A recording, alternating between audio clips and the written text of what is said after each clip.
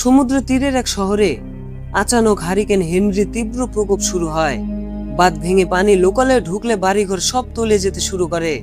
ঘূর্ণিঝড়ের আগে শহর ছেড়ে যাওয়ার সতর্ক বার্তা দেওয়া হলেও কিছু মানুষ শহরেই থেকে যায়। তারা ভাবতেও পারেনি ঝড় এত তীব্র আকার ধারণ করবে। চারিদিক যখন পানিতে তলিয়ে যেতে থাকে, সবার মধ্যে তখন শুরু হয় ভয়ানক আতঙ্ক। আর সেই আতঙ্কে যেন যমদূত হয়ে সমুদ্রের জলে ভেসে আসে ভয়ানক হাঙরের দল। হিংস্র এই হাঙরগুলো একে একে মেরে খেতে শুরু করে এই মানুষগুলোকে। এমনকি একসময় বাড়িঘরের ভেতরেও ঢুকে পড়ে এই হাঙরগুলো। একে তো পানিতে ডুবে মরার আতঙ্ক, তার উপর হাঙরের কারণে এই মানুষগুলোর বেঁচে ফেরারও যেন কোনো পথ নেই। শেষ পর্যন্ত কি তারা পারবে এই শহর থেকে বেঁচে ফিরতে? তো বন্ধুরা, চলো আর শুনে আসি শহরের ভেতরে চলে আসা এসব হাঙরের বিরুদ্ধে মানুষের বেঁচে থাকার জন্য শ্বাসরুদ্ধকর এক লড়াইয়ের গল্প। তো সাউথ ক্যারোলাইনার সমুদ্রে ফুলে ফেপে উঠেছিল হারিকেন হেনরি। তীব্র বেগে এটা ধেয়ে আসছিল উপকূলের দিকে। আর এই হারিকেন যেদিকে এগিয়ে আসছিল তার সবচেয়ে কাছে ছিল অ্যানেভিল নামের একটা শহর, যে কারণে এই শহরটা ছিল সবচেয়ে বেশি ঝুঁকিতে। শুরুর দিকে এই হারিকেনটা ক্যাটাগরি 1-এর হলেও ধীরে ধীরে আরো ভয়ানক রূপ নিতে শুরু করে। এই কারণে হারিকেন আঘাত হানার আগেই বিশেষজ্ঞরা অ্যানেভিল শহরের বাসিন্দাদের দ্রুত শহর ছেড়ে নিরাপদ স্থানে সরে যেতে বলে। রেডিও টিভিতে বারবার এই বিষয়ে ওয়ার্নিং দেওয়া হচ্ছিল। হারিকেনটা উপকূলে আঘাত হানার প্রায় 2.5 ঘন্টা আগে ধীরে ধীরে ক্যাটাগরি 4 মাত্রায় রূপ নেয়। তো উপকূলীয় শহর হওয়ায় হারিকেন বা এই ধরনের দুর্যোগ শহরের বাসিন্দাদের কাছে নতুন কিছু ছিল না। এই কারণে আতঙ্কে অনেক মানুষ শহর ছাড়তে শুরু করলেও অনেকেই শুরুর দিকে খুব একটা পাত্তা দিচ্ছিল না। তো ডাকোটা নামের একজন মেয়ে একটা বাড়িতে একাই থাকতো। সে যখন ছোট তখন তার বাবা মারা গেছে আর মা মারা গেছে কয়েক মাস আগেই। বর্তমানে ডাকোটার লিগ্যাল গার্ডিয়ান হলো তার চাচা ডক্টর ডেল এডওয়ার্ডস। ডেল ডাকোটার সাথে থাকে না, সে একজন মেরিন রিসার্চার। তার রিসার্চের মূল বিষয় হচ্ছে হাঙর। তো ডাকোটা বাসায় ছিল একাই। বাইরে তুমুল বৃষ্টি হচ্ছিল। সবাই যে শহর ছেড়ে যাচ্ছে এই বিষয়ে তার খুব একটা ধারণা ছিল না, কারণ মায়ের মৃত্যুর পর সে বাসা থেকে খুব একটা বের হতো না। আশেপাশের মানুষের সাথেও তার খুব একটা কানেকশন নেই, যে কারণে তারাও খোঁজ নেয়নি তার। তো ডাকোটা খাবার খেতে গিয়ে দেখে বাসায় খাবার নেই। এই কারণে সে অনলাইনে খাবার অর্ডার দিতে চায়। তখন সে জানতে পারে রেস্টুরেন্ট অফ করে দেওয়া হয়েছে। শহরের সব দোকানপাট বন্ধ করে সবাই চলে যাচ্ছে। তো ডাকোটা এই বৃষ্টির মধ্যে রেইনকোট পরে বের হয় ডিপার্টমেন্টাল স্টোর থেকে খাবার আনার জন্য। কিন্তু বাইরে বের হয়ে তুমুল বর্ষণ আর সবাইকে শহর ছাড়তে দেখে সে ঘাবড়ে যায়।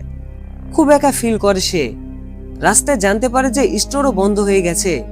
তো ডাকোটাকে তার একজন প্রতিবেশী তাদের সাথে শহর ছেড়ে যেতে অফার করে, কিন্তু ডাকোটা তার সাথে যায় না, বরং ভয় পেয়ে বাসায় চলে আসে। এদিকে ডেল সমুদ্রে ছিল নিজের রিসার্চের কাজে। সে যখন শুনতে পায় যে অ্যানিভিল শহরে হারিকেন হেনরি ধেয়ে আসছে, তাও আবার সে হারিকেন ক্যাটাগরি 5-এর রূপ নিয়েছে, তখন সে ডাকোটাকে কল করে, তাকে আশ্বস্ত করে ভয় পেতে মানা করে আর শান্ত হয়ে বাসাতে অপেক্ষা করতে বলে। তো ডাকোটা ডেলকে বলে সে মোটেও ভয় পাচ্ছে না, আর এমন ঝড়ের পূর্ব সংকেত তো মাঝে মাঝে দেওয়া হয়। এদিকে অ্যানিভিল শহরে একপাশে একটা বাড়িতে থাকে বিলি আর রেচেল নামের এক দম্পতি। তারা রন, উইল আর ডি নামের 3টা বাচ্চাকে দত্তক নিয়েছে। এই বাচ্চাগুলোকে দেখে শুনে রাখাটা তাদের মূল উদ্দেশ্য ছিল না। তাদের উদ্দেশ্য হচ্ছে আমেরিকান সরকার অফরান বাচ্চাদেরকে মাসে মাসে একটা মোটা অঙ্কের টাকা দেয় ভরণ পোষণ হিসেবে। এই 3টা বাচ্চার ভরণ পোষণের জন্য বরাদ্দকৃত টাকাটা হাতিয়ে নেওয়ার জন্যই তারা এই বাচ্চাগুলোকে দত্তক নিয়েছে। রন, উইল আর ডিকে তারা যাতা ভাবে রাখে, ঠিক মতো দেখাশোনাও করে না তারা। এমনকি এই দম্পতি নিজেরা লুকিয়ে ভালো ভালো খাবার খেলেও তাদেরকে ঠিক মতো খেতে দেয় না।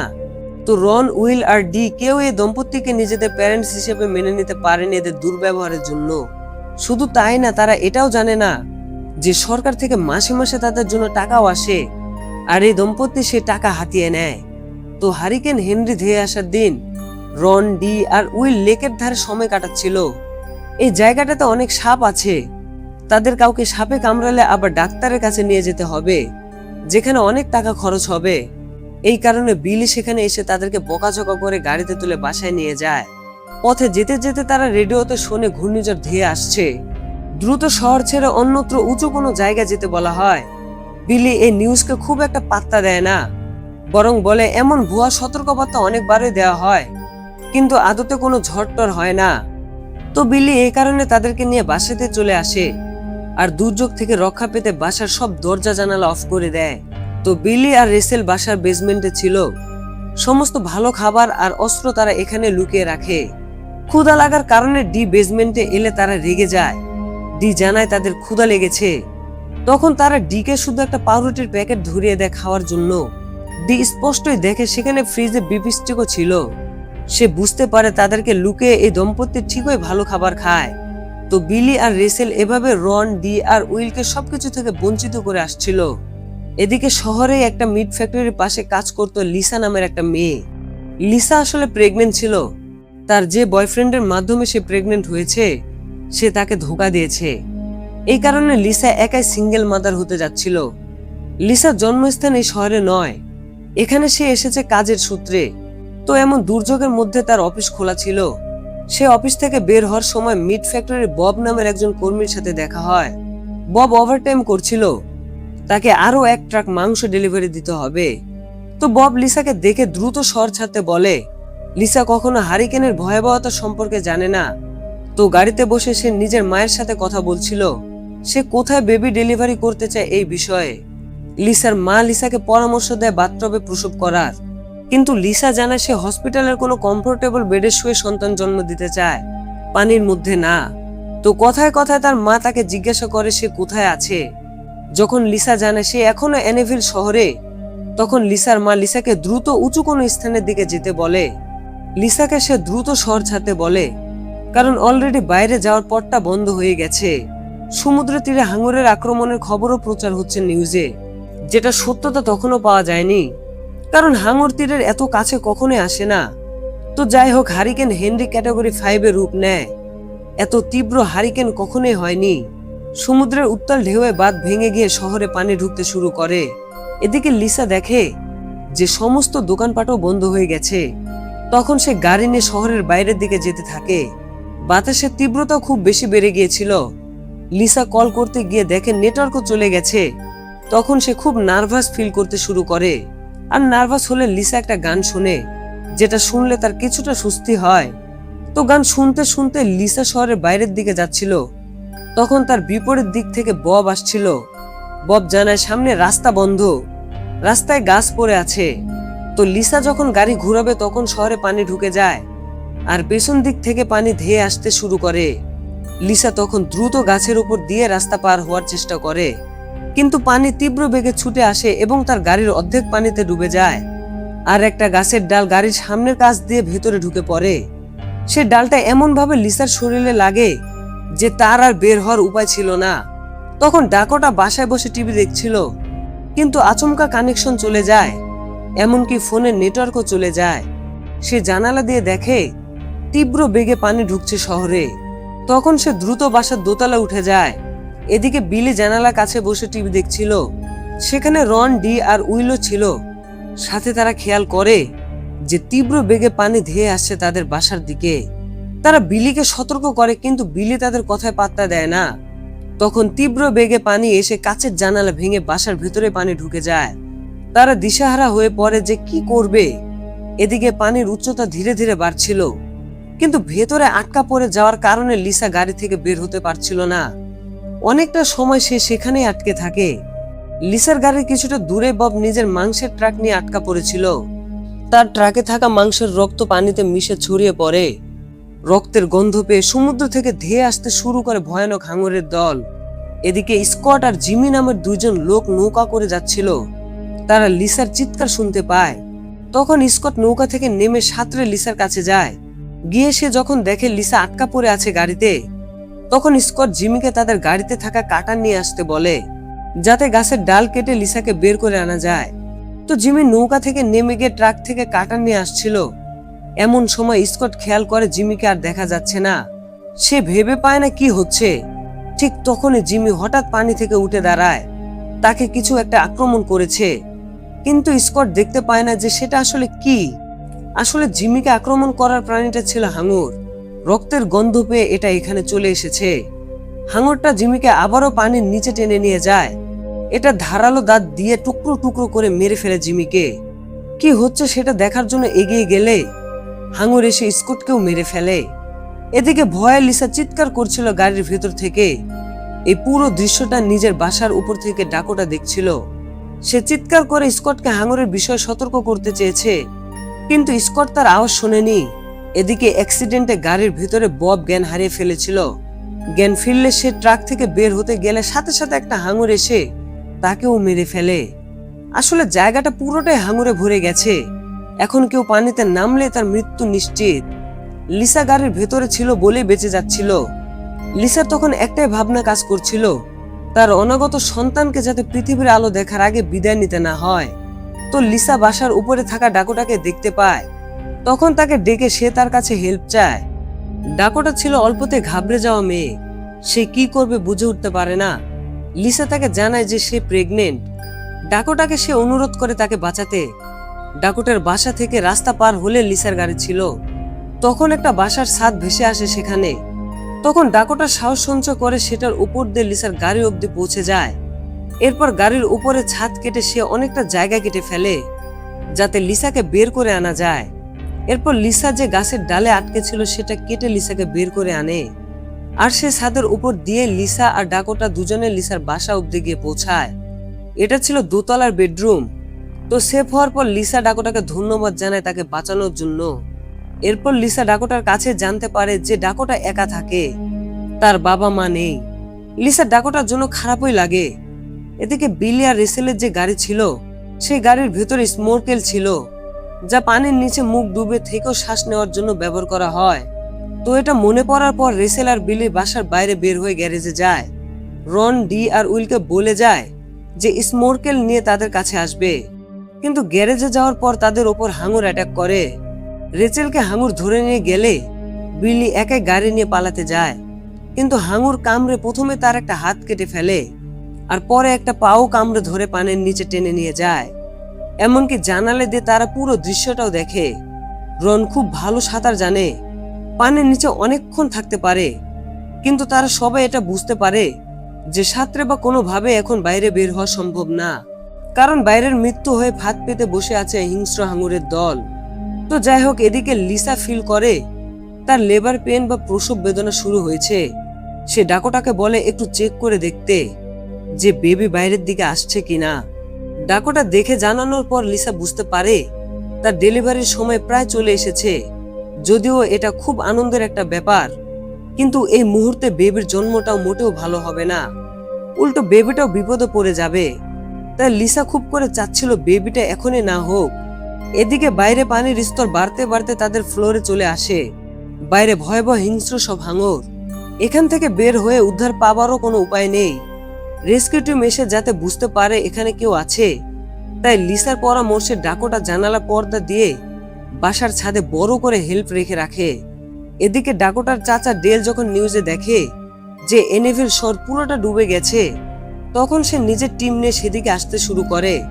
ঝড়ের কারণে হেলিকপ্টার নিয়ে রেস্কিউ করা সম্ভব ছিল না, তাই তারা একটা গাড়ি নিয়ে সেদিকে যায়। গাড়ির পেছনে ছিল একটা ইঞ্জিন চালিত নৌকা, কারণ এনিভিল শহরে গাড়ি চলবে না। সেখানে গিয়ে নৌকা দিয়ে ডাকোটার বাসা অব্দি যেতে হবে। তো ডেল নিজের রিসার্চ টিমকেও সাথে নিয়েছে যাতে ডাকোটাকে উদ্ধারের পাশাপাশি হাঙরের উপরও গবেষণা করা যায়। ডেল রিসার্চ পারপাসে কিছু হাঙরের শরীরে জিপিএস ট্র্যাকার লাগিয়েছিল। সেটার মাধ্যমে তারা দেখে যে নেলি নামের একটা প্রেগনেন্ট হাঙর ডাকোটার বাসার আশেপাশে ঘুরছে। যে হাঙরটাকে তারা গত কয়েক বছর ধরে ট্র্যাক করছিল রিসার্চ পারপাসে, কিন্তু এই হাঙরটা আসলে শহরের দিকে আসার কথা না। তার মানে আশেপাশে আরো অনেক হাঙর আছে যেগুলো আসলে অনেক হিংস্র। তো এনিভিল শহর 100 মাইল দূর থেকে পানিতে ডুবেছিল, তাই তারা নৌকা নিয়ে এগোতে থাকে। নৌকায় বসে একজন ডেলকে জিজ্ঞাসা করে সবকিছু রেখে হাঙর নিয়ে কেন গবেষণা করে। তখন ডেল জানায় সে বেড়ে উঠেছে একটা নদীর তীরে। সেখানকার লোকদের একটাই ভয় ছিল, সেটা হচ্ছে জলহস্তির। একদিন ডেল মাছ ধরতে নামলে একটা জলহস্তি তাকে মারতে এগিয়ে আসে। সে যখন ভাবছিল তার জীবন এই বুঝি শেষ, তখনই একটা হাঙর এসে জলহস্তিকে আক্রমণ করে। যে জলহস্তিকে তারা ভয় পায়, হাঙরকে দেখে সে জলহস্তির চোখে ভয় দেখতে পেয়েছিল ডেল। তো তারপর থেকে তার হাঙরের প্রতি ইন্টারেস্ট শুরু হয়েছে, আর এই কারণে সে বড় হয়ে এই পেশা বেছে নিয়েছে। তো এদিকে রন, ডি আর উইল কিচেনের সিংহের উপর বসেছিল। বাসার ভেতরে যাতে হাঙর ঢুকতে না পারে এই কারণে ডি সিঙ্ক আর টেবিলের উপর দিয়ে হেঁটে গিয়ে দরজা বন্ধ করতে যায়। তো সে দরজা বন্ধ করার আগে হাঙর ঢুকে পড়ে বাসায়। তাদের বাসা থেকে বের হওয়ার রাস্তা একেবারে বন্ধ হয়ে যায়। তারা কি করবে ভেবে পাচ্ছিল না। তো তারা প্ল্যান করে যেভাবে হোক গ্যারেজে গাড়ির কাছে পৌঁছাতেই হবে, যাতে করে এই বাসা থেকে বের হওয়া যায় আর কারো কাছে সাহায্য চাওয়া যায়। কিন্তু এত সব হাঙরের মধ্যে সেই অবধি কিভাবে পৌঁছাবে তারা? তখন ডি জানায় বেসমেন্টে সে স্টেক দেখেছে। সেই স্টেক টোপ হিসেবে ফেললে হাঙরগুলো আকৃষ্ট হয়ে সেদিকে যাবে, আর হাঙরগুলো এভাবে ডিস্টার্ব হলে তখন গ্যারেজে গিয়ে গাড়িতে করে পালানো যাবে। তাছাড়া বেসমেন্টে বন্দুকও আছে, যেগুলো থেকে একটা নিতে পারলেও হাঙরের সাথে লড়াই করা যাবে। কারণ এই বাসায় বেশিক্ষণ থাকা সম্ভব না। পানি ধীরে ধীরে আরো বাড়বে, সিঙ্ক আর টেবিলগুলো ডুবে যাবে, তখন আর তাদের আশ্রয় থাকবে না। হাঙর এসে অ্যাটাক করবে তাদের। তাই যা করার পানি বাড়ার আগে খুব দ্রুত করতে হবে। তো এত ঝামেলার মধ্যেও তারা একটা বিষয় স্বস্তি পাচ্ছিল, যে তাদের টক্সিক ফস্টার প্যারেন্টস মারা গেছে। কিন্তু তাদের এই স্বস্তিতে পানি ঢেলে দিয়ে বিলি একটা হাত নিয়ে ফিরে আসে। তার শরীরে মোটেও শক্তি ছিল না। তো বিলি চালাকি করে রন, ডি আর উইলকে ম্যানিপুলেট করার চেষ্টা করে, যাতে তারা সাহায্য চাইতে বাইরে যায়। সে তাদেরকে বোঝানোর চেষ্টা করে যে হাঙর বাচ্চাদের মাংস খায় না। কিন্তু তারা এতটা বোকা ছিল না যে বিলির কথায় পানিতে নেমে সাহায্য চাইতে যাবে। তাছাড়া আশেপাশে কোনো বাড়িঘর বা রাস্তাও নেই যেখানে মানুষ থাকতে পারে। তো এমন সময় উইল একটা খাম পায়, যেটাতে সরকার কর্তৃক তাদেরকে দেয়া টাকার চেক ছিল। তাদের আর বুঝতে বাকি থাকে না যে বিলি তাদেরকে কেন দত্তক নিয়েছিল। এমন সময় বিলির সাথে এ বিষয়ে তাদের তর্কাতর্কি শুরু হয়। এক পর্যায়ে গিয়ে রন আর বিলির মধ্যে হাতাহাতি লাগলে ডি বিলিকে লাথি মেরে পানিতে ফেলে দেয়। আর তখন সমস্ত হাঙর এসে বিলিকে খাওয়া শুরু করলে রন বেসমেন্টে যাওয়ার একটা সুযোগ পায়। বেসমেন্ট তখন পানির নিচে ছিল। তো রন বন্দুক আর স্টেক আনার জন্য ডুব সাঁতার দিয়ে বেসমেন্টে যায়। স্টোক নিয়ে বন্দুক আনতে গেলেও লক করে রাখা বন্দুক সে বের করতে পারে না। তার জামা আটকে যায় একটা হুকে। এদিকে একটা হাঙর বেসমেন্টে চলে আসে। সে কোনো রকমে নিজের জামা ছাড়িয়ে স্টেক নিয়ে বেসমেন্ট থেকে বের হয়ে আসে। সামনে একটা বক্স দেখতে পেয়ে সে বক্সটাও সাথে আনে। হাঙরটা রনকে তাড়া করছিল, কিন্তু শেষ পর্যন্ত আর ধরতে পারেনি। তো বন্দুক না আনতে পারলেও সে স্টেক আনতে পেরেছে। আর যে বক্সটা হাতের কাছে পেয়ে সে সাথে এনেছে, সেটা খুলে সে দেখে তাতে বিস্ফোরক আছে। তখন রন, ডি আর উইল মিলে প্ল্যান করে স্টেকগুলো বিস্ফোরক দিয়ে পেঁচিয়ে হাঙরকে টোপ দেবে। স্টেকের রক্তের ঘ্রাণে হাঙর এসে স্টেক খেতে গেলেই বিস্ফোরক ব্লাস্ট হবে আর হাঙর সেখানে মারা পড়বে। এই সুযোগে তারা গ্যারেজে গিয়ে গাড়ি দখল করবে। যে ভাবা সেই কাজ। কিন্তু টোপ পানিতে ফেলার পরেও হাঙর আসছিল না। হয়তো তখন আশেপাশে হাঙর ছিল না। কি সমস্যা সেটা দেখতে তারা এগিয়ে গেলে তখনই সেখানে হাঙর চলে আসে। তারা তিনজন তখন একটা টেবিলের পেছনে গিয়ে আশ্রয় নেয়। হাঙর স্টেকটা খেতে গেলে সাথে সাথে বিস্ফোরণ হয়, আর যে কয়টা হাঙর এসেছিল সব কয়টা মারা পড়ে। তারা দ্রুত গ্যারেজে এসে তখন গাড়ি নিয়ে বের হয়, আর এই যাত্রা বেঁচে যায় তারা। যাই হোক, এদিকে পানির উচ্চতা বেড়ে যাচ্ছিল। বেশি দেরি করলে রুম পানিতে ডুবে যাবে। ডাকোটার লিসা ভেবে পাচ্ছিল না যে কি করবে। তাদের বাসার বাইরে রাস্তার ওপর পাশে ছিল স্টোক আর জিমির সে নৌকা। ডাকোটা সে নৌকাটা নিয়ে এসে এখান থেকে বের হওয়ার ডিসিশন নেয়, কারণ আপাতত এটাই তাদের বেঁচে থাকার একমাত্র উপায়।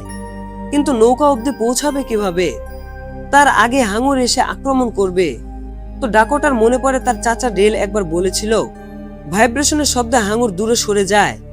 বাসায় ভাইব্রেট হয় এমন যা কিছু আছে সে সব অন করে পলিথিনে ভরে জানালা দিয়ে এক একটা এক এক দিকে ভাসিয়ে দেয়। এরপর মাথায় একটা টর্চ বেঁধে সে সাঁতরে বের হয় বাসা থেকে। লিসা যেহেতু প্রেগনেন্ট ছিল, তাই তার বের হওয়ার কোনো উপায় ছিল না। ডাকোটার প্ল্যান হচ্ছে নৌকা নিয়ে লিসার কাছে ফিরে আসা। পথে হাঙর থাকায় লুকিয়ে লুকিয়ে নৌকার কাছে পৌঁছাতে ডাকোটার সময় লাগছিল। শেষ পর্যন্ত কোনো রকমে সে নৌকায় পৌঁছাতে সক্ষম হয়। কিন্তু এদিকে লিসা যে রুমে আছে সেটা পুরোটাই তখন পানিতে ডুবে গেছে। খাট ভাসতে ভাসতে ছাদ পর্যন্ত চলে গেছে। লিসার প্রসব বেদনা শুরু হয়। তখন বেবি বের হয়ে আসতে থাকে। তখনই বাসার ছাদ ভেঙে যায় আর লিসা কোনো রকমে সাঁতরে বাইরে বের হয়ে আসে। ততক্ষণে সকাল হয়ে গেছে। তো লিসা পানির মধ্যে সন্তান প্রসব করে সন্তানকে কোলে নেয়। তার একটা ফুটফুটে ছেলে সন্তান হয়। সে নিজের ছেলেকে নিয়ে একটা কাঠের টুকরো ধরে ভেসেছিল। এদিকে ডাকোটা নৌকা নিয়ে ফিরছিল। তখন তার একটা রুমের জানালা দিয়ে শটগান চোখে পড়লে সেটা সে সাথে নিয়ে নেয়। তো সে নৌকা নিয়ে লিসার দিকে এগিয়ে আসছিল।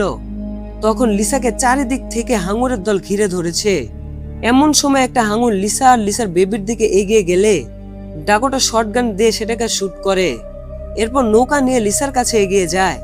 ডাকোটা লিসার বেবিকে কোলে নিয়ে লিসাকে নৌকায় তুলতে গেলে একটা হাঙর এসে নৌকায় ধাক্কা দিয়ে উল্টে দেয়। তাদেরকে চারিদিক থেকে হাঙর ঘিরে ধরে।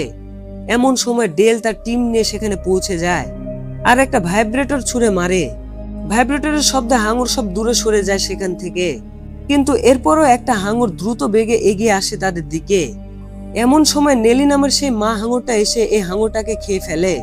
কারণ বুলফোসার বা গ্রেট হোয়াইট জাতীয় হাঙরেরা সবসময় ছোট জাতের হাঙরকে খেয়ে ফেলে। তো এই সুযোগে ডাকোটা আর লিসা তার ছেলেকে নিয়ে ডেলের নৌকায় উঠে যায়। তখন ঝড় থেমে গেছে, সকাল হয়ে গেছে, পানির স্তরও নামতে শুরু করেছে। কিন্তু পুরো অ্যানিভিল শহর তখন তছনছ, কিছুই বাকি নেই। তো ডাকোটাকে নিয়ে ডেল বেশ প্রাউড ফিল করে, কেননা সে শুধু নিজে সার্ভাইভ করেনি, বরং সাহসিকতার সাথে নিজের জীবন বাজি রেখে একজন মা আর তার সন্তানকে বাঁচিয়েছে। হারিকেন হেনরি থেমে যায় ঠিকই, কিন্তু সাথে গ্রাস করে নিয়ে যায় একটা পুরো শহরকে। তো বন্ধুরা, পৃথিবীতে ঝড়ঝাপটা বা প্রাকৃতিক দুর্যোগ সবসময় লেগে থাকে। কখনো কখনো সেটা তীব্র রূপ নেয়, কিন্তু সে দুর্যোগে টিকে থাকে তারাই যারা শুধুমাত্র স্বার্থপরের মতো নিজে টিকে থাকার চেষ্টা না করে বরং আরেকজনকেও হেল্প করার চেষ্টা করে। তো মানুষ যখন প্রকৃতিকে ধ্বংস করে তখন প্রকৃতিও প্রতিশোধ নেয়। হারিকেন হেনরির মতো দুর্যোগ এসে মানুষের তৈরি শহরগুলো ধ্বংস করে, তেমনি বিলি আর রেচেলের মতো মানুষকে মেরে ফেলে বুঝিয়ে দেয় স্বার্থপরদের পৃথিবীতে জায়গা নেই। কিন্তু মাঝখান থেকে সবাইকে ভালো রাখতে গিয়ে নিজেদের স্যাক্রিফাইস করে ফেলে স্কট আর জিমির মতো লোকেরা। সেই সকল মানুষদের প্রতি গভীর শ্রদ্ধা রেখে শেষ করছি আজকের এই অসাধারণ সিনেমার গল্প। খুব শীঘ্রই দেখা হবে নতুন কোনো মুভি বা সিরিজের এক্সপ্লেনেশন ভিডিও নিয়ে। সবাই ভালো থাকবে, সুস্থ থাকবে। আপাতত আমি এখানে বিদায় নিচ্ছি। আল্লাহ হাফেজ।